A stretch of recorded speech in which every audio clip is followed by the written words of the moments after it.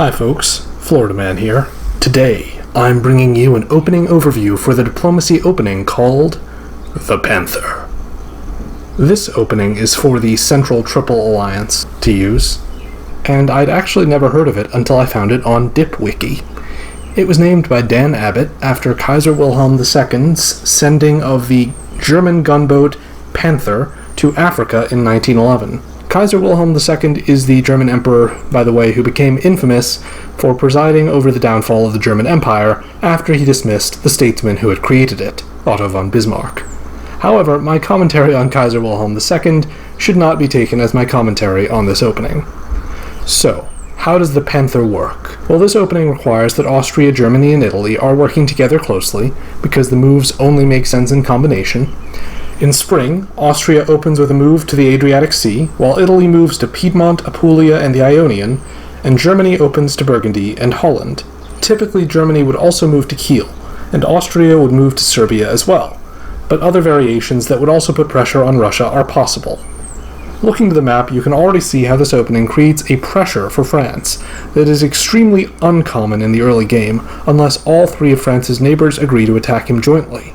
If England did actually decide to join in attacking the French with you, this opening is the natural way to bring France down, while also allowing Italy to focus more on the Eastern War than on the West.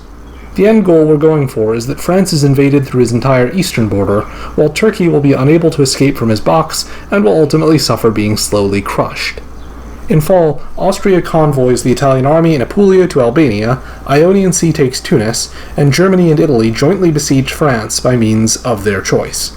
You can see the results are not going to be a crazy number of builds per se, but France and Turkey are in bad positions, while Russia and England would seem to have every reason to jump on the bandwagon rather than trying to save a sinking ship.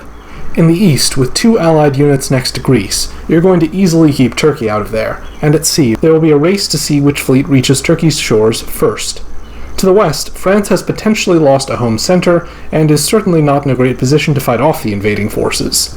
This opening is aimed at dominating the Mediterranean by attacking France and Turkey and keeping them on the back foot, as well as hopefully impressing England and Russia and winning them over toward dogpiling on the French and Turks as well. If you're successful, you've essentially won the game unless your alliance is broken. You can see how the direction of this opening can continue in a positive way to result in dominance by the Central Triple throughout the rest of the game potentially. However, I have some negative comments about this opening as well, naturally. Although I'm generally pretty positive on the Central Triple Alliance, part of why I like it is that I like alliances that can be kept secret for a little while, allowing you to more easily win over a fourth or fifth person who doesn't realize that he or she is the fourth or fifth wheel, and therefore likely to be discarded eventually.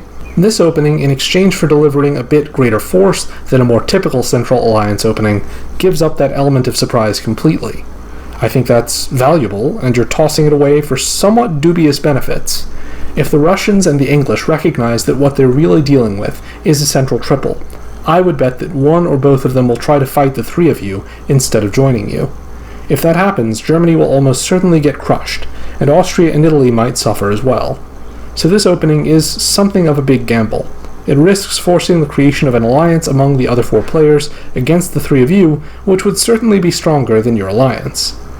The theoretical benefit of this opening is that even though it's not subtle at all, it delivers overwhelming force and intimidation. However, I was giving the opening somewhat favorable assumptions before.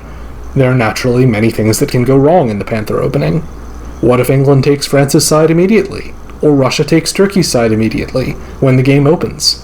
What if France expects a move to either Burgundy or Piedmont, and he moves to bounce one or both of those? The opening starts to look a lot less favorable, that's what happens. The attack on France becomes impotent.